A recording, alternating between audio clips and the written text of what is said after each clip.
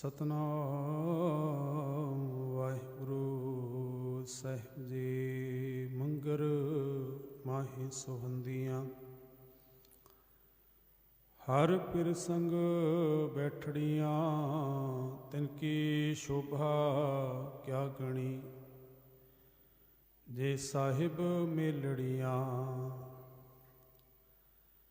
ਤਨ ਮਨ ਮੋਲਿਆ ਰਾਮ ਸਿਉ, ਸੰਗ ਸਾਧ ਸਹੇਲੜੀਆਂ।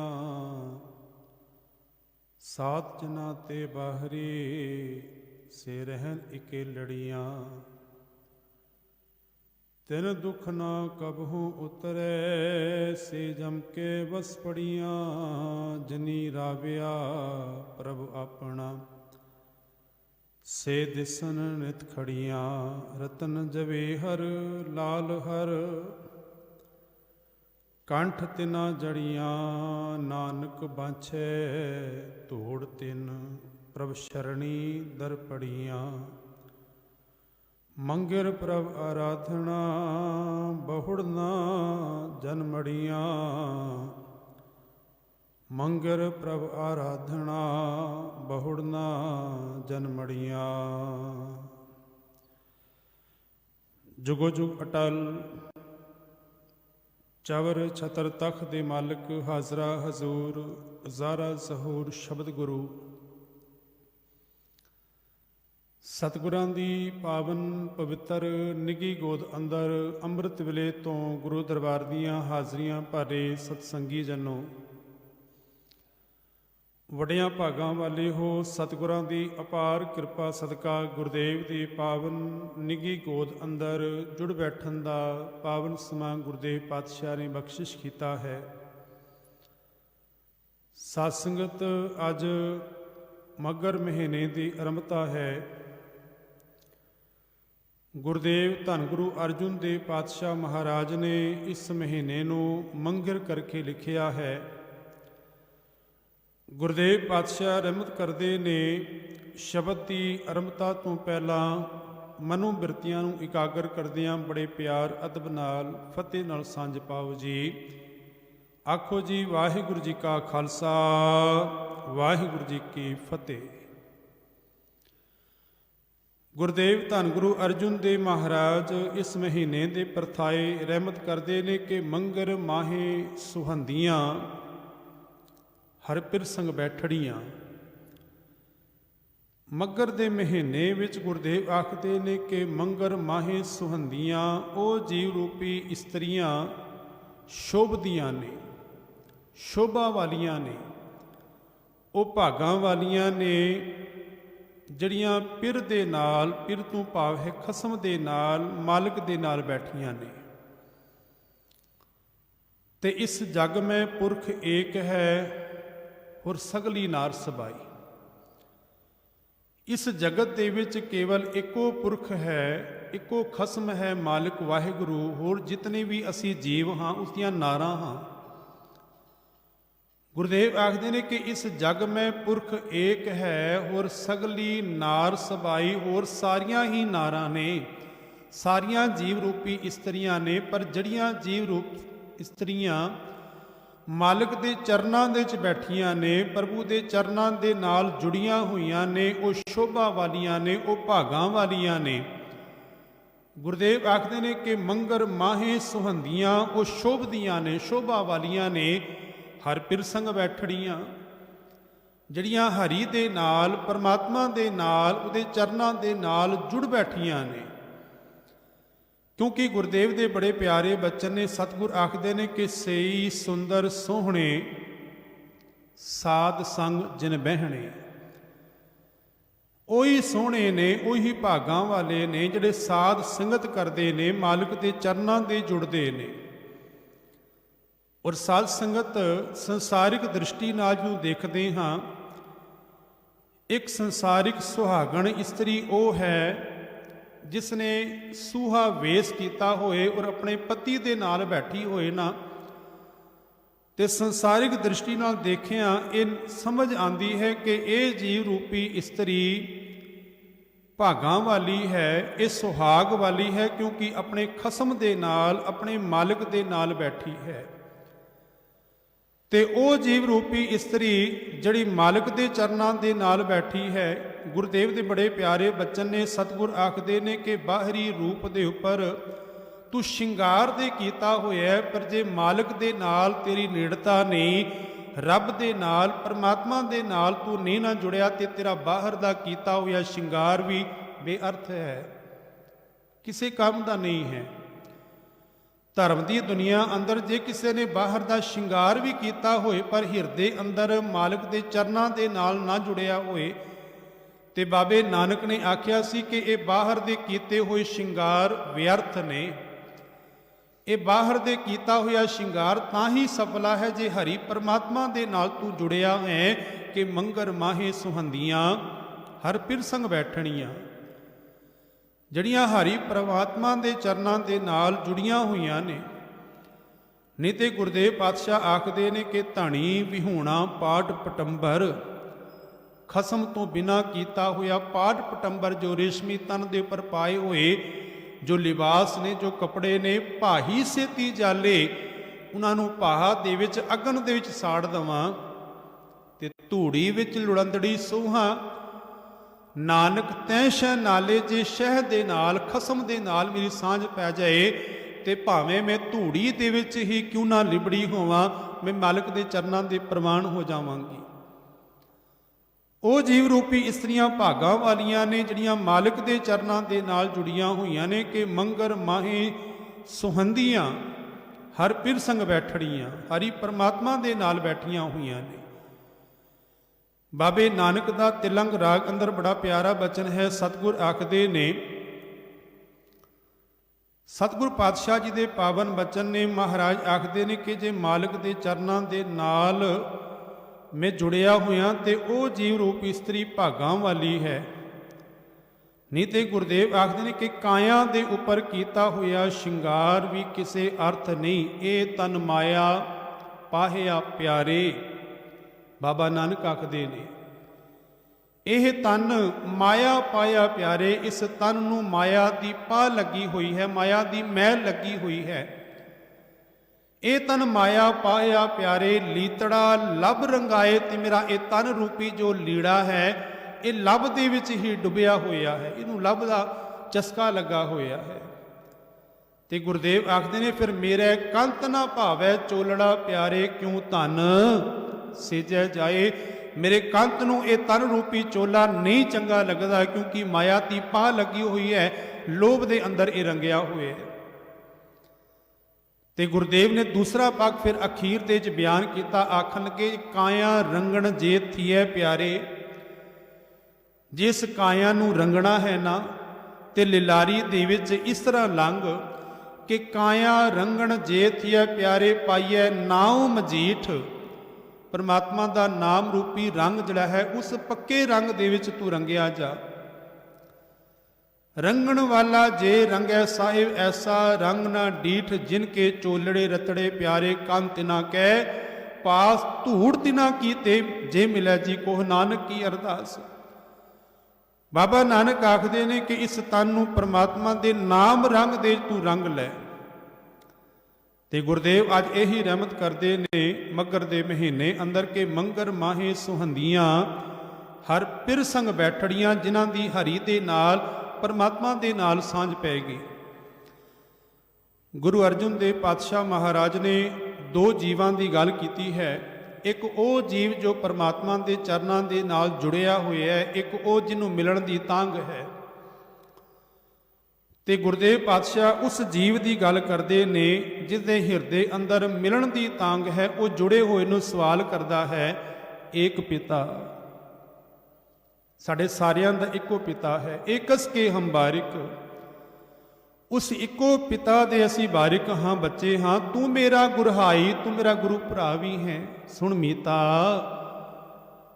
ਜਿਉ ਹਮਾਰਾ ਬਲ ਬਲ ਜਾਸੀ, ਹਰ ਦਰਸ਼ਨ ਦੇਹੋ ਦਿਖਾਈ। ਮੇਰੀ ਜਿੰਦ ਤੇ ਤੂੰ ਕੁਰਬਾਨ ਜਾਏਗੀ, ਹਰੀ ਪਰਮਾਤਮਾ ਦੇ ਨਾਲ ਮੇਰੀ ਸਾਂਝ ਪੈ ਜਾਏ। ਸੁਣ ਮੀਤਾ ਧੂਰੀ ਕੋ ਬਲ ਜਾਈ, ਤੇਰੇ ਚਰਨਾਂ ਦੀ ਧੂੜ ਤੋਂ ਬਲਿਹਾਰ ਜਾਂਦਾ ਹਾਂ। ਇਹ ਮਨ ਤੇਰਾ ਭਾਈ, ਮੈਂ ਆਪਣਾ ਮਨ ਵੀ ਤੇਰਾ ਆਗਿਆਕਾਰੀ ਬਣਾ ਦੇਵਾਂ। ਇਹ ਮਨ ਤੇਰਾ ਭਾਈ ਪਾਉ ਮਲੋਵਾ ਮਲ ਮਲ ਧੋਵਾ। ਇਹ ਮਨ ਤੈ ਕੂ ਦੇਸਾਂ ਸੁਣ ਮੀਤਾ ਹੂੰ ਤੇਰੀ ਸ਼ਰਨਾਈ ਆਇਆ ਪ੍ਰਭ ਮਿਲੋ ਦੇਹੋ ਉਪਦੇਸਾ। ਮੈਨੂੰ ਐਸਾ ਉਪਦੇਸ਼ ਦੇ, ਐਸੀ ਸਿੱਖਿਆ ਦੇ ਕਿ ਮੈਂ ਮਾਲਕ ਦੇ ਚਰਨਾਂ ਦੇ ਨਾਲ ਮਿਲ ਜਾਵਾਂ।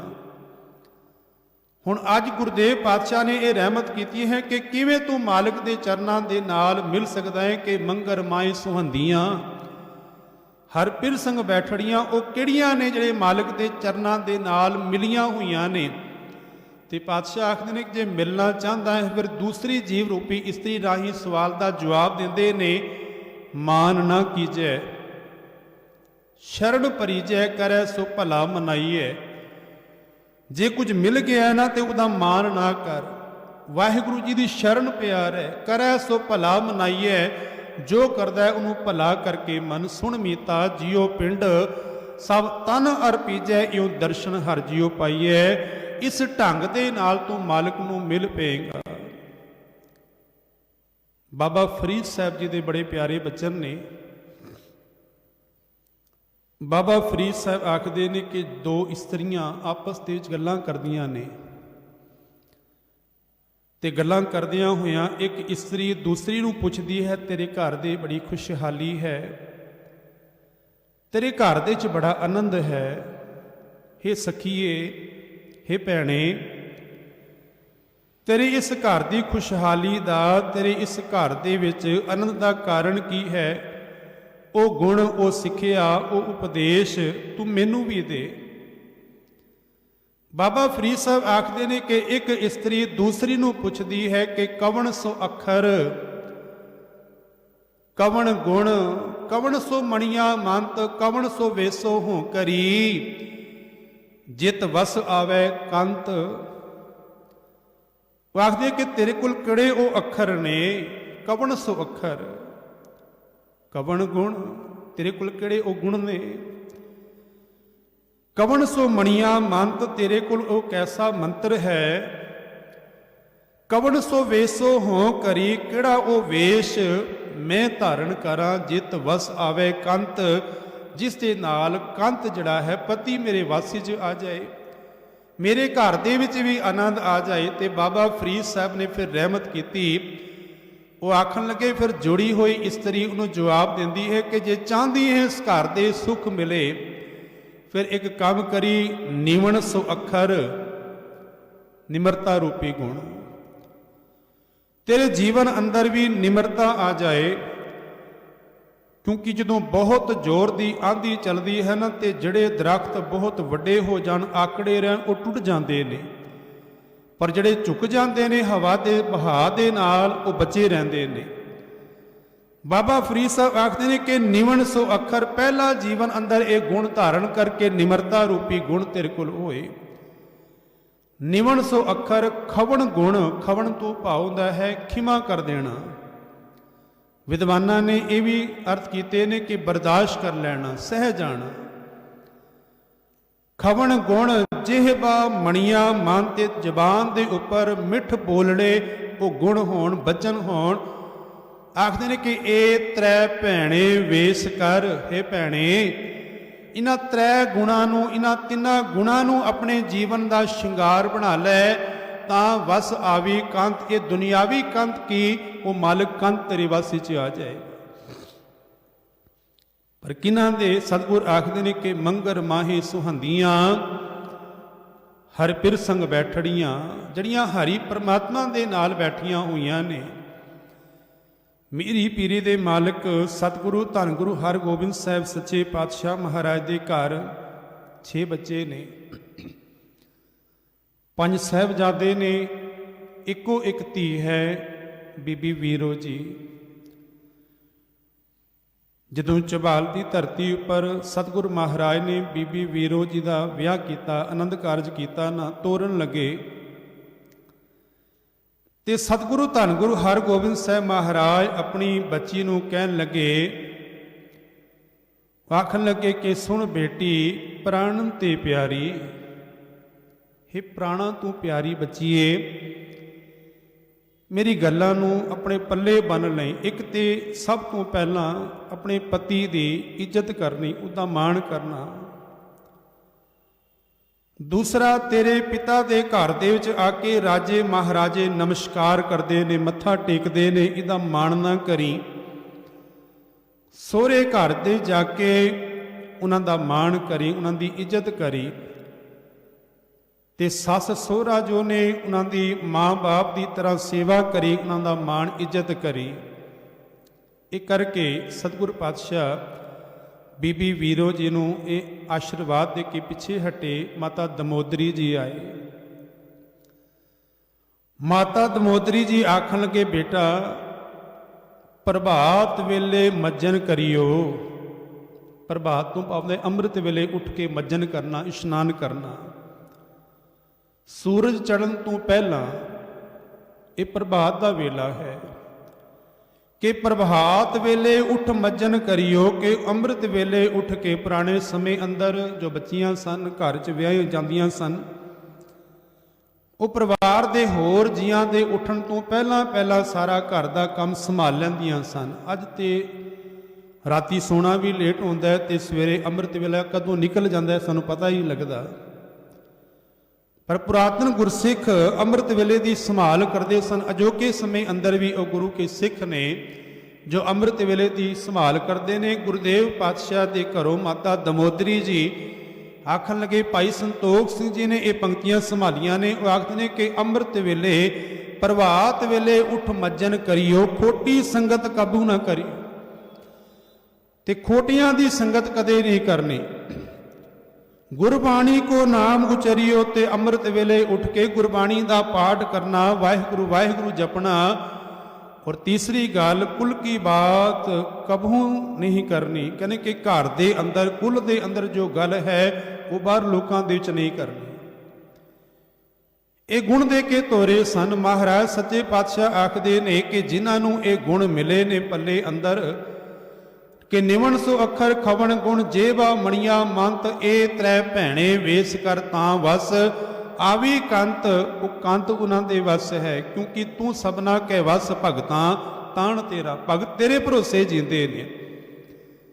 ਮਹਾਰਾਜ ਆਖਦੇ ਕਿ ਮੰਗਰ ਮਾਹੇ ਸੁਹੰਦੀਆਂ, ਮਗਰ ਦੇ ਮਹੀਨੇ ਅੰਦਰ ਉਹ ਭਾਗਾਂ ਵਾਲੀਆਂ ਨੇ, ਉਹ ਸ਼ੋਭਾ ਵਾਲੀਆਂ ਨੇ, ਹਰ ਪਿਰ ਸੰਗ ਬੈਠੜੀਆਂ ਜੋ ਹਰੀ ਪਤੀ ਦੇ ਨਾਲ, ਵਾਹਿਗੁਰੂ ਦੇ ਨਾਲ ਬੈਠਦੀਆਂ ਨੇ। ਫਿਰ ਆਖਦੇ ਨੇ ਕਿ ਤਿਨ ਕੀ ਸ਼ੋਭਾ ਕਿਆ ਗਣੀ, ਜੇ ਸਾਹਿਬ ਮੇ ਲੜੀਆਂ। ਉਹਨਾਂ ਦੀ ਕੋਈ ਕੀ ਸ਼ੋਭਾ ਬਿਆਨ ਕਰ ਸਕਦਾ ਹੈ, ਜਿਨ੍ਹਾਂ ਨੂੰ ਸਾਹਿਬ ਨੇ ਆਪ ਆਪਣੇ ਚਰਨਾਂ ਦੇ ਨਾਲ ਮਿਲ ਲਿਆ ਹੋਵੇ। ਮੈਂ ਕਈ ਵਾਰੀ ਬੇਨਤੀ ਕਰਦਾ ਹਾਂ, ਗੁਰੂ ਨਾਨਕ ਸੱਚੇ ਪਾਤਸ਼ਾਹ ਦੇ ਸਿੱਖ ਕੋਈ ਘੱਟ ਸਨ? ਬੇਅੰਤ ਕਰੋੜਾਂ ਦੀ ਤਾਦਾਦ ਦੇ ਵਿੱਚ ਉਸ ਵੇਲੇ ਗੁਰੂ ਨਾਨਕ ਸੱਚੇ ਪਾਤਸ਼ਾਹ ਦੀ ਸਿੱਖੀ ਨੂੰ ਧਾਰਨ ਕਰਨ ਵਾਲੇ, ਗੁਰੂ ਨਾਨਕ ਸੱਚੇ ਪਾਤਸ਼ਾਹ ਦੇ ਰਾਹ ਦੇ ਉੱਪਰ ਤੁਰਨ ਵਾਲੇ ਸਨ। ਚਾਰ ਉਦਾਸੀਆਂ ਦੇ ਵੇਲੇ ਗੁਰਦੇਵ ਪਾਤਸ਼ਾਹ ਕਰਤਾਰਪੁਰ ਵਸਦੇ ਨੇ। ਉੱਥੇ ਸੰਗਤਾਂ ਮਹਾਰਾਜ ਦੇ ਚਰਨਾਂ ਦੇ ਨਮਸਤਕ ਹੁੰਦੀਆਂ ਨੇ, ਗੁਰਦੇਵ ਦੇ ਬਚਨ ਮੰਨਦੀਆਂ ਨੇ। ਪਰ ਭਾਈ ਲਹਿਣਾ ਜੀ ਨੇ ਜੋ ਸੇਵਾ ਕਮਾਈ, ਭਾਈ ਲਹਿਣਾ ਜੀ ਦਾ ਨਾਮ ਭਾਈ ਲਹਿਣਾ ਸੀ, ਪਰ ਧੰਨ ਗੁਰੂ ਨਾਨਕ ਸੱਚੇ ਪਾਤਸ਼ਾਹ ਨੇ ਅੰਗ ਨਾਲ ਲਾ ਕੇ ਆਖਿਆ, ਲੈਣਿਆ ਅੱਜ ਤੋਂ ਬਾਅਦ ਤੂੰ ਲਹਿਣਾ ਨਹੀਂ, ਤੂੰ ਅੰਗਦ ਹੋ ਗਿਆ ਹੈ। ਤਿਨ ਕੀ ਸ਼ੋਭਾ ਕਿਆ ਗਣੀ। ਮੀਰੀ ਪੀਰੀ ਦੇ ਮਾਲਕ ਸਤਿਗੁਰੂ ਪਾਤਸ਼ਾਹ ਜਦੋਂ ਗੁਰਤਾ ਗੱਦੀ ਪਰ ਬਿਰਾਜਮਾਨ ਹੋਏ ਨਾ, ਤੇ ਪਹਿਲਾਂ ਪਿਛਲੇ ਦੀਵਾਨਾਂ ਵਿੱਚ ਮੈਂ ਅਰਜ਼ ਕੀਤੀ ਹੈ ਕਿ ਗੁਰਦੇਵ ਪਾਤਸ਼ਾਹ ਤੋਂ ਪਹਿਲਾਂ ਪੀਰੀ ਸੀ, ਅੱਜ ਮੀਰੀ ਵੀ ਆਈ। ਇੱਕ ਬੁੱਢੀ ਬਜ਼ੁਰਗ ਮਾਤਾ ਜੀ ਦੇ ਮਨ ਦੇ ਇਹ ਚਾਅ ਆਇਆ ਕਿ ਗੁਰੂ ਅਰਜਨ ਦੇਵ ਪਾਤਸ਼ਾਹ ਮਹਾਰਾਜ ਕੋਲੋਂ ਸਿੱਖੀ ਲਈ ਹੈ, ਤੇ ਧੰਨ ਗੁਰੂ ਅਰਜਨ ਦੇਵ ਮਹਾਰਾਜ ਦੇ ਸਾਹਿਬਜ਼ਾਦੇ ਧੰਨ ਗੁਰੂ ਹਰਗੋਬਿੰਦ ਸਾਹਿਬ ਮਹਾਰਾਜ ਤਖਤ ਨਸ਼ੀਨ ਹੋਏ ਨੇ। ਤੇ ਮੈਂ ਸੁਣਿਆ ਹੈ ਕਿ ਸਤਿਗੁਰੂ ਪਾਤਸ਼ਾਹ ਮੀਰੀ ਪੀਰੀ ਦੇ ਮਾਲਕ ਨੇ। ਸਤਿਗੁਰੂ ਮਹਾਰਾਜ ਤਖਤ ਲਗਾਉਂਦੇ ਨੇ, ਅਕਾਲ ਬੁੰਗਾ ਅਕਾਲ ਤਖਤ ਸਿਰਜਿਆ ਹੈ। ਮਨ ਵਿੱਚ ਚਾਹ ਹੈ, ਦਰਸ਼ਨਾਂ ਦੀ ਤਾਂਘ ਹੈ। ਇਹ ਆਸ ਕਰਕੇ ਮਾਂ ਨੇ ਸਵੇਰ ਅੰਮ੍ਰਿਤ ਵੇਲੇ ਉੱਠੀ, ਪ੍ਰਸ਼ਾਦੇ ਤਿਆਰ ਕੀਤੇ। ਗਰੀਬੜੀ ਮਾਂ ਹੈ, ਇਤਨਾ ਵੀ ਨਹੀਂ ਜੁੜਦਾ ਕਿ ਘਿਓ ਦੇ ਨਾਲ ਪ੍ਰਸ਼ਾਦਿਆਂ ਨੂੰ ਘਿਓ ਲਗਾ ਲਵਾਂ। ਸੁੱਕੇ ਪ੍ਰਸ਼ਾਦੇ ਤਿਆਰ ਕੀਤੇ, ਕੁਝ ਸਬਜ਼ੀ ਤਿਆਰ ਕੀਤੀ, ਇੱਕ ਪ੍ਰਸ਼ਾਦੇ ਦੇ ਉੱਪਰ ਸਬਜ਼ੀ ਪਾਈ, ਦੂਸਰਾ ਪ੍ਰਸ਼ਾਦਾ ਮੁੰਦਾ ਮਾਰਿਆ, ਤੇ ਕੱਪੜੇ ਦੇ ਵਿੱਚ, ਜਿਹਨੂੰ ਅਸੀਂ ਆਮ ਭਾਸ਼ਾ ਦੇ ਪੋਣਾ ਕਹਿ ਦਿੰਦੇ ਹਾਂ, ਉਸ ਕੱਪੜੇ ਦੇ ਵਿੱਚ ਲਪੇਟਿਆ। ਤੇ ਸਤਿਗੁਰ ਪਾਤਸ਼ਾਹ ਲਈ ਖੱਦਰ ਦਾ ਚੋਲਾ ਤਿਆਰ ਕੀਤਾ ਮੇਰੀ ਪੀਰੀ ਦੇ ਮਾਲਕ ਲਈ। ਉਹਨਾਂ ਦੋਹਾਂ ਚੀਜ਼ਾਂ ਨੂੰ ਕੱਪੜੇ ਦੇ ਚ ਵਲੇਟ ਕੇ ਪਕੜ ਕੇ ਮਾਂ ਪਹੁੰਚੀ ਸਤਿਗੁਰ ਮੇਰੀ ਪੀਰੀ ਦੇ ਮਾਲਕ ਦੇ ਦਰਬਾਰ ਦੇ ਵਿੱਚ ਕਿ ਕਿਧਰੇ ਲੇਟ ਨਾ ਹੋ ਜਾਵਾਂ। ਸਤਿਗੁਰ ਪਾਤਸ਼ਾਹ ਦੇ ਦਰਸ਼ਨ ਦੀਦਾਰ ਕਰਨ ਲਈ ਦੀਵਾਨ ਸਜਿਆ ਹੋਇਆ ਪਹੁੰਚਾਂ, ਪਰ ਕੀ ਦੇਖਦੀ ਹੈ ਕਿ ਸਤਿਗੁਰ ਮਹਾਰਾਜ ਦੇ ਦਰਸ਼ਨਾਂ ਲਈ ਲਾਈਨ ਲੱਗੀ ਹੋਈ ਹੈ। ਸੰਗਤਾਂ ਦਰਸ਼ਨਾਂ ਲਈ ਪਹੁੰਚੀਆਂ ਹੋਈਆਂ ਨੇ, ਉਹ ਵੀ ਲਾਈਨ ਵਿੱਚ ਲੱਗੀ ਤੇ ਕੀ ਦੇਖਦੀ ਹੈ ਕਿ ਸਤਿਗੁਰ ਮਹਾਰਾਜ ਦੇ ਚਰਨਾਂ ਦੇ ਵਿੱਚ ਕੀਮਤੀ ਤੋਂ ਕੀਮਤੀ ਦੁਸਾਲੇ ਪਏ ਨੇ, ਕੀਮਤੀ ਤੋਂ ਕੀਮਤੀ ਵਸਤਰ ਪਏ ਹੋਏ ਨੇ। ਆਪਣੇ ਵਸਤਰਾਂ ਵੱਲ ਦੇਖਦੀ ਹੈ, ਖੱਦਰ ਚਾ ਚੋਲਾ ਹੈ ਤੇ ਮਾਲਕ ਦੇ ਚਰਨਾਂ ਦੇ ਉੱਤੇ ਰੇਸ਼ਮੀ ਕੱਪੜੇ ਪਏ ਹੋਏ ਨੇ, ਕਿਸੇ ਚੀਜ਼ ਦੀ ਕਮੀ ਨਹੀਂ। ਪਕਵਾਨ ਤਰ੍ਹਾਂ ਤਰ੍ਹਾਂ ਦੇ ਬਣ ਕੇ ਮਹਾਰਾਜ ਦੇ ਚਰਨਾਂ ਦੇ ਵਿੱਚ ਸੰਗਤਾਂ ਨੇ ਭੇਟਾ ਕੀਤੇ ਹੋਏ ਨੇ ਤੇ ਆਪਣੇ ਵੱਲ ਦੇਖਦੀ ਹੈ, ਸੁੱਕੇ ਪ੍ਰਸ਼ਾਦੇ ਨੇ, ਨਾਲ ਸਬਜ਼ੀ ਰੱਖੀ ਹੋਈ ਹੈ। ਦੋਹਾਂ ਚੀਜ਼ਾਂ ਨੂੰ ਆਪਣੀ ਬੁਗਲ ਦੇ ਵਿੱਚ, ਆਪਣੀ ਬੁੱਕਲ ਦੇ ਵਿੱਚ ਲਪੇਟ ਲਿਆ ਤੇ ਲਾਈਨ ਦੇ ਚੋਂ ਬਾਹਰ ਹੋ ਗਈ। ਆਖਣ ਲੱਗੀ, ਦਾਤਿਆ ਲੈ ਕੇ ਆਈ ਸਾਂ, ਪਰ ਮਹਾਰਾਜ ਆਪ ਜੀ ਦੇ ਚਰਨਾਂ ਦੇ ਇਤਨੇ ਕੀਮਤੀ ਸੰਗਤਾਂ ਨੇ ਭੇਟਾਵਾਂ ਕੀਤੀਆਂ ਨੇ, ਮੇਰੀ ਗਰੀਬੜੀ ਦੀ ਇਹ ਵਸਤੂ ਮਹਾਰਾਜ ਨੇ ਕਿੱਥੇ ਪ੍ਰਵਾਨ ਕਰਨੀ ਹੈ। ਸਤਿਗੁਰ ਮਹਾਰਾਜ ਜਾਣੀ ਜਾਣ, ਉਹ ਮਾਤਾ ਲਾਈਨ ਦੇ ਚੋਂ ਬਾਹਰ, ਦੀਵਾਨ ਦੇ ਚੋਂ ਬਾਹਰ ਜਾ ਕੇ ਬੈਠ ਗਈ। ਮੇਰੀ ਪੀਰੀ ਦੇ ਮਾਲਕ ਸਤਿਗੁਰ ਪਾਤਸ਼ਾਹ ਆਪਣੇ ਤਖਤ ਦੇ ਉੱਪਰੋਂ ਉੱਠੇ। ਅਜੇ ਸੰਗਤਾਂ ਦਰਸ਼ਨ ਕਰਨ ਵਾਸਤੇ ਵਿਆਕੁਲ ਨੇ, ਦਰਸ਼ਨ ਕਰਦੀਆਂ ਪਈਆਂ ਨੇ। ਮਹਾਰਾਜ ਉੱਠ ਕੇ ਬਾਹਰ ਆਏ, ਆ ਕੇ ਮਾਤਾ ਬਜ਼ੁਰਗ ਨੂੰ ਹੱਥ ਪਕੜ ਕੇ ਬੜੇ ਪਿਆਰ ਨਾਲ ਉਠਾਇਆ ਤੇ ਆਖਣ ਲੱਗੇ, ਮਾਂ ਤੂੰ ਕੀ ਲੈ ਕੇ ਆਈ ਹੈ? ਮੈਨੂੰ ਬੜੇ ਜ਼ੋਰਾਂ ਦੀ ਭੁੱਖ ਲੱਗੀ ਹੈ। ਅੱਖਾਂ ਦੇ ਚ ਹੰਝੂ ਨੇ। ਆਖਣ ਲੱਗੀ, ਦਾਤਾ ਮੈਂ ਪ੍ਰਸ਼ਾਦਾ ਤਿਆਰ ਕਰਕੇ ਲੈ ਕੇ ਆਈ ਹਾਂ, ਪਰ ਤੇਰੇ ਚਰਨਾਂ ਦੇ ਤੇ ਇੱਥੇ ਕੀਮਤੀ ਤੋਂ ਕੀਮਤੀ ਪਕਵਾਨ ਪਰਕੇ ਬਣ ਕੇ ਤਿਆਰ ਨੇ। ਮੈਂ ਆਪਣੀ ਭੇਟਾ ਆਪ ਜੀ ਦੇ ਚਰਨਾਂ ਦੇ ਕਿਵੇਂ ਰੱਖਾਂ? ਭਾਈ ਸੰਤੋਖ ਸਿੰਘ ਜੀ ਚੂੜਾਮਣੀ ਕਹਿੰਦੇ ਨੇ ਕਿ ਗੁਰਦੇਵ ਪਾਤਸ਼ਾਹ ਨੇ ਉਹਦੇ ਸਾਹਮਣੇ ਖੜੇ ਹੋ ਕੇ ਹੀ ਜੋ ਪੌਣਾ ਸੀ, ਕੱਪੜਾ ਸੀ, ਖੋਲਿਆ, ਉਹ ਪ੍ਰਸ਼ਾਦੇ ਹੱਥ ਦੇ ਉੱਪਰ ਰੱਖ ਕੇ ਪ੍ਰਸ਼ਾਦੇ ਛਕੇ। ਜਾਣੀ ਜਾਣ ਸਤਿਗੁਰ ਆਖਣ ਲੱਗੇ, ਮਾਂ ਸਾਡੇ ਵਾਸਤੇ ਹੋਰ ਭੇਟਾ ਵੀ ਤੇ ਲੈ ਕੇ ਆਈਏ। ਡਰਦਿਆਂ ਹੋਇਆਂ ਆਪਣੇ ਕੋਲੋਂ ਖੱਦਰ ਦਾ ਉਹ ਕੱਪੜਾ ਭੇਟਾ ਕੀਤਾ, ਚੋਲਾ ਭੇਟਾ ਕੀਤਾ। ਮੇਰੇ ਮਾਲਕ ਨੇ ਉਹ ਚੋਲਾ ਪਾ ਲਿਆ, ਕਿਉਂਕਿ ਇਹ ਤੇ ਉਹ ਦਰ ਹੈ ਜੋ ਸ਼ਰਨ ਆਵੇ ਤਿਸ ਕੰਠ ਲਾਵੇ। ਇਹ ਬਿਰਧ ਸੁਆਮੀ ਸੰਧਾ। ਮਹਾਰਾਜ ਨੂੰ ਗਰੀਬ ਨਿਵਾਜ ਕਿਹਾ ਜਾਂਦਾ ਹੈ, ਗਰੀਬਾਂ ਨੂੰ ਨਿਵਾਜਣ ਵਾਲਾ ਕਿਹਾ ਜਾਂਦਾ ਹੈ। ਇਹ ਵੱਡ ਜੋਧਾ ਪਰਉਪਕਾਰੀ ਹੈ। ਸਤਿਗੁਰ ਆਖਦੇ ਨੇ ਕਿ ਤਿਨ ਕੀ ਸ਼ੋਭਾ ਕਿਆ ਗਣੀ, ਜੇ ਸਾਹਿਬ ਮੇਲੜੀਆਂ ਜਿਨ੍ਹਾਂ ਨੂੰ ਸਾਹਿਬ ਨੇ ਮੇਲ ਲਿਆ ਹੋਵੇ। ਤਨ ਮਨ ਮੋਲਿਆ RAM ਸਿਉ, ਉਹਨਾਂ ਦਾ ਤਨ ਵੀ ਔਰ ਉਹਨਾਂ ਦਾ ਮਨ ਵੀ। ਮਨ ਮੁੱਲ ਗਿਆ, ਹਰਿਆ ਹੋ ਗਿਆ, ਖਿੜ ਗਿਆ। ਤਨ ਤੋਂ ਭਾਵ ਸਾਡੇ ਗਿਆਨ ਇੰਦਰੇ ਨੇ। ਅੱਖਾਂ ਵੀ ਮੁੱਲ ਗਈਆਂ, ਕੰਨ ਵੀ ਮੁੱਲ ਗਏ, ਜ਼ਬਾਨ ਵੀ ਮੁੱਲ ਗਈ। ਇਹ ਸਾਰੇ ਗਿਆਨ ਇੰਦਰੇ ਨੇ ਹਰੀ ਪਰਮਾਤਮਾ ਦੇ ਨਾਮ ਦੇ ਵਿੱਚ ਖਿੜ ਗਏ ਨੇ। ਤਨ ਮਨ ਮੋਲਿਆ RAM ਸਿਉ, ਸੰਗ ਸਾਧ ਸਹੇਲੜੀਆਂ, ਸਾਧ ਜਨਾਂ ਤੇ ਬਾਹਰੀ ਸੇ ਰਹਿਣ ਇਕੇ ਲੜੀਆਂ।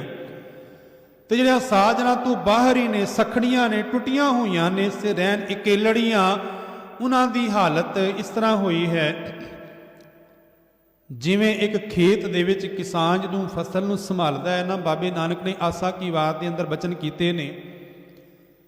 ਕਿਸਾਨ ਜਦੋਂ ਜ਼ਿਮੀਂਦਾਰ ਸਾਰੀ ਫਸਲ ਨੂੰ ਸੰਭਾਲਦਾ ਹੈ, ਤਿਲ ਦਾ ਉਹ ਬੂਟਾ ਜੋ ਸੜ ਜਾਏ ਨਾ, ਜ਼ਿਮੀਂਦਾਰ ਉਹਨੂੰ ਖੇਤ ਵਿੱਚ ਛੋੜ ਦਿੰਦਾ ਹੈ। ਹੋਰ ਸਾਰੀ ਫਸਲ ਨੂੰ ਸੰਭਾਲ ਲਿਆ ਉਸਨੇ, ਸਾਰੀ ਫਸਲ ਨੂੰ ਕੁੱਟ ਕੇ ਤਿਆਰ ਕਰਕੇ ਉਹਦਾ ਅਨਾਜ ਆਪਣੇ ਗੋਦਾਮ ਦੇ, ਆਪਣੇ ਘਰ ਦੇ ਜਾ ਕੇ ਰੱਖ ਲੈਂਦਾ ਹੈ।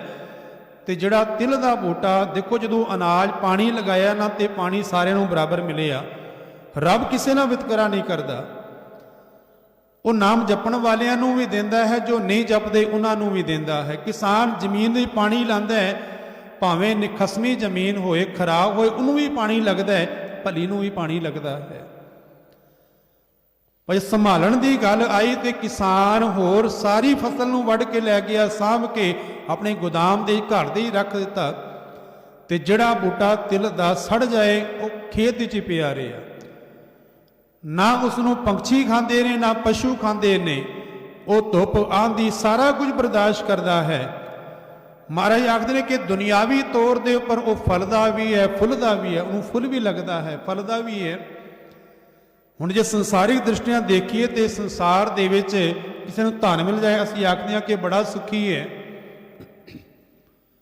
ਕਾਰੋਬਾਰ ਮਿਲ ਜਾਏ ਬੜਾ ਸੁਖੀ ਹੈ। ਪਰ ਸਤਿਗੁਰ ਪਾਤਸ਼ਾਹ ਆਖਦੇ ਨੇ ਕਿ ਉਹਦੀ ਹਾਲਤ ਇਸ ਤਰ੍ਹਾਂ ਹੈ, ਨਾਨਕ ਗੁਰੂ ਨਾ ਚੇਤਨੀ ਮਨ ਆਪਣੇ ਸੁਚੇਤ, ਛੁੱਟੇ ਤਿਲ ਬੁਆੜ ਜਿਉ ਸੁੰਝੈ ਅੰਦਰ ਖੇਤ, ਖੇਤੈ ਅੰਦਰ ਛੁੱਟੀਆਂ ਕੋ ਨਾਨਕ ਸੁਨਾ ਫਲੀਐ ਫੁਲੀਐ ਬਪੜੇ ਭੀ ਤਨ ਵਿੱਚ ਸਵਾ। ਉਹਦਾ ਜੀਵਨ ਉਸ ਸੜੇ ਹੋਏ ਤਿਲ ਦੇ ਦਰਖਤ ਬੂਟੇ ਵਰਗਾ ਹੈ, ਅਖੀਰ ਉਹਨੇ ਸਵਾਹੀ ਹੋਣਾ ਹੈ। ਜੀਵਨ ਅਖਰਤ ਹੈ। ਸਾਧ ਜਨਾਂ ਤੇ ਬਾਹਰੀ ਸੇ ਰਹਿਣ ਇਕੇਲੜੀਆਂ, ਉਹ ਇਕੱਲੇ ਹੀ ਰਹਿ ਗਏ, ਮਾਲਕ ਦੇ ਚਰਨਾਂ ਦੇ ਉਹ ਪ੍ਰਵਾਨ ਨਹੀਂ ਹੋਏ। ਤਿਨ ਦੁੱਖ ਨਾ ਕਬਹੂ ਉਤਰੈ ਸੇ ਜਮ ਕੈ ਵਸ ਪੜੀਆਂ, ਫਿਰ ਉਹਨਾਂ ਦਾ ਉਹ ਦੁੱਖ ਵਿਛੋੜੇ ਦਾ ਕਦੇ ਨਹੀਂ ਉਤਰਦਾ। ਬਾਬੇ ਨਾਨਕ ਨੇ 4 ਤਰ੍ਹਾਂ ਦੇ ਦੁੱਖਾਂ ਦੀ ਗੱਲ ਕੀਤੀ। ਦੁੱਖ ਵਿਛੋੜਾ, ਵਿਛੋੜੇ ਦਾ ਦੁੱਖ, ਜਿਸ ਕਰਕੇ ਜੀਵ ਕਰਮਾਂ ਦਾ ਬੱਧਾ ਸੰਸਾਰ ਦੇ ਚ ਆਇਆ ਹੈ। ਦੁੱਖ ਵਿਛੋੜਾ। ਇੱਕ ਦੁੱਖ ਭੁੱਖ, ਤ੍ਰਿਸ਼ਨਾ ਦੀ ਭੁੱਖ। ਇੱਕ ਦੁੱਖ ਸਖਤ ਵਾਰ ਜਮਦੂਤ, ਜਮਾਂ ਦਾ ਦੁੱਖ ਤੀਸਰੇ ਨੰਬਰ ਦਾ। ਇੱਕ ਦੁੱਖ ਰੋਗ ਲੱਗੈ ਤਨ ਧਾਏ, ਚੌਥਾ ਤਨ ਨੂੰ ਕੋਈ ਦੁੱਖ ਲੱਗ ਜਾਏ। ਮਹਾਰਾਜ ਆਖਦੇ ਨੇ ਕਿ ਤਿੰਨ ਦੁੱਖ ਨਾ ਕਬਹੂ ਉਤਰੈ ਸੇ ਜਮ ਕੈ ਵਸ ਪੜੀਆਂ, ਜਮਾਂ ਦੇ ਵਸ ਪੈਂਦੀਆਂ ਨੇ। ਪਰ ਜਿਨੀ ਰਾਵਿਆ ਪ੍ਰਭ ਆਪਣਾ ਸੇ ਦਿਸਨ ਨਿਤ ਖੜੀਆਂ, ਜਿਨ੍ਹਾਂ ਨੇ ਆਪਣੇ ਮਾਲਕ ਨੂੰ ਰਾਵਿਆ ਹੈ, ਮਾਣਿਆ ਹੈ, ਉਹਦੇ ਪਿਆਰ ਦੇ ਵਿੱਚ, ਉਹਦੇ ਪ੍ਰੇਮ ਦੇ ਵਿੱਚ, ਮਾਲਕ ਦੇ ਨਾਮ ਦੇ ਨਾਲ ਜੁੜੇ ਨੇ। ਸੇ ਦਿਸਨ ਨਿਤ ਖੜੀਆਂ, ਉਹ ਮਾਲਕ ਦੇ ਦਰ ਦੇ ਉੱਪਰ ਖੜੇ ਰਹਿੰਦੇ ਨੇ, ਹਾਜ਼ਰ ਰਹਿੰਦੇ ਨੇ, ਸੇਵਾ ਵਾਸਤੇ ਤਿਆਰ ਬਰ ਤਿਆਰ ਰਹਿੰਦੇ ਨੇ। ਰਤਨ ਜਿਵੇਂ ਹਰ ਲਾਲ ਹਰ ਕੰਠ ਤਿਨਾ ਜੜੀਆਂ, ਉਹਨਾਂ ਨੇ ਪਰਮਾਤਮਾ ਦਾ ਰਤਨਾ ਵਰਗਾ ਕੀਮਤੀ ਨਾਮ ਆਪਣੇ ਗਲੇ ਦੇ ਵਿੱਚ ਪਰੋਇਆ ਹੋਇਆ ਹੈ। ਗੁਰਾ ਇੱਕ ਦੇ 부ਝਾਈ ਸਭਨਾ ਜੀਆਂ ਕਾ ਇੱਕ ਦਾਤਾ, ਸੋ ਮੈਂ ਵਿਸਰ ਨਾ ਜਾਈ। ਉਹ ਅਰਦਾਸ ਕਰਦੇ ਨੇ ਕਿ ਮੱਧ ਵਿੱਚ ਰਤਨ ਜਵਾਹਰ ਮਾਣਿਕ, ਜੇ ਗੁਰ ਕੀ ਸਿੱਖ ਸੁਣੀ, ਜੇ ਗੁਰੂ ਦੀ ਇੱਕ ਸਿੱਖਿਆ ਨੂੰ ਆਪਣੇ ਪੱਲੇ ਬਨ ਰਿਹਾ। ਰਤਨ ਜਵੇ ਹਰ ਲਾਲ ਹਰ ਕੰਠ ਤਿਨਾ ਜੜੀਆਂ, ਨਾਨਕ ਬਾਛੈ ਧੂੜ ਤਿਨ। ਗੁਰੂ ਅਰਜਨ ਦੇਵ ਜੀ ਆਖਦੇ ਨੇ ਨਾਨਕ ਉਹਨਾਂ ਦੇ ਚਰਨਾਂ ਦੀ ਧੂੜ ਬਾਛਦਾ ਹੈ, ਧੂੜ ਲੋਚਦਾ ਹੈ। ਪਰਵ ਸ਼ਰਣੀ ਦਰ ਪੜੀਆਂ, ਜੋ ਮਾਲਕ ਦੇ ਸ਼ਰਨ 'ਚ ਪਈਆਂ ਹੋਈਆਂ ਨੇ। ਤੇ ਸ਼ਰਨ ਪੈਣ ਤੋਂ ਭਾਵ ਇਹ ਨਹੀਂ ਕਿ ਮਾਲਕ ਦੇ ਚਰਨਾਂ ਦੀ ਆ ਕੇ ਮੱਥਾ ਟੇਕ ਲੈਣਾ, ਗੁਰੂ ਅਨੁਸਾਰੀ ਹੋ ਜਾਣਾ, ਗੁਰੂ ਦੇ ਬਚਨਾਂ ਨੂੰ ਆਪਣੇ ਜੀਵਨ ਅਨੁਸਾਰ ਢਾਲ ਲੈਣਾ। ਤੇ ਅਖੀਰੀਆਂ ਪੰਕਤੀਆਂ ਅੰਦਰ ਗੁਰਦੇਵ ਆਖਦੇ ਨੇ ਕਿ ਮੰਗਰ ਪ੍ਰਭ ਆਰਾਧਨਾ, ਮੰਗਰ ਦੇ ਮਹੀਨੇ ਵਿੱਚ ਇਹ ਸੱਚਾ ਉਪਦੇਸ਼ ਹੈ। ਪ੍ਰਭ ਆਰਾਧਨਾ, ਜਿਨ੍ਹਾਂ ਨੇ ਪ੍ਰਭੂ ਦੇ ਨਾਮ ਨੂੰ ਆਰਾਧ ਰਿਹਾ ਹੈ, ਬਹੁੜ ਨਾ ਜਨਮ ਮੜੀਆਂ, ਉਹ ਫਿਰ ਬਾਰ-ਬਾਰ ਜੰਮਣ ਮਰਨ ਦੇ ਗੇੜ ਅੰਦਰ ਨਹੀਂ ਪੈਂਦੇ, ਉਹ ਆਪਣੇ ਜੀਵਨ ਨੂੰ ਸਾਰਥਕ ਕਰ ਲੈਂਦੇ ਨੇ। ਕਿਹੜੇ? ਜੋ ਪਹਿਲੀਆਂ ਪੰਕਤੀਆਂ ਅੰਦਰ ਗੁਰਦੇਵ ਨੇ ਰਹਿਮਤ ਕੀਤੀ ਕਿ ਮੰਗਰ ਮਾਹੇ ਸੁਹੰਦੀਆਂ ਹਰ ਪਿਰ ਸੰਗ ਬੈਠੜੀਆਂ, ਜਿਨ੍ਹਾਂ ਨੂੰ ਮਾਲਕ ਨੇ ਕਿਰਪਾ ਕਰਕੇ ਆਪਣੇ ਚਰਨਾਂ ਨਾਲ ਮੇਲ ਲਿਆ, ਉਹ ਸ਼ੋਭਾ ਵਾਲੀਆਂ ਨੇ, ਉਹ ਭਾਗਾਂ ਵਾਲੀਆਂ ਨੇ। ਇਸ ਲਈ ਅਰਦਾਸ ਕਰੀਏ ਮਾਲਕ ਦੇ ਚਰਨਾਂ ਦੇ ਵਿੱਚ, ਵਿਸਰ ਨਾਹੀ ਦਾਤਾਰ ਆਪਣਾ ਨਾਮ ਦੇਹੋ, ਗੁਣ ਗਾਵਾਂ ਦਿਨ ਰਾਤ ਨਾਨਕ ਚਾਉ ਇਹੋ, ਨਾਨਕ ਚਾਉ ਇਹੋ। ਬੋਲਦਿਆਂ ਬੇਅੰਤ ਭੁੱਲਾਂ ਗੁਰੂ ਸਮਰੱਥ ਹੈ, ਸੰਗਤ ਬਖਸ਼ਣਯੋਗ ਹੈ, ਬਖਸ਼ ਦੇਣਾ ਜੀ। ਆਖੋ ਜੀ ਵਾਹਿਗੁਰੂ ਜੀ ਕਾ ਖਾਲਸਾ, ਵਾਹਿਗੁਰੂ ਜੀ ਕੀ ਫਤਿਹ।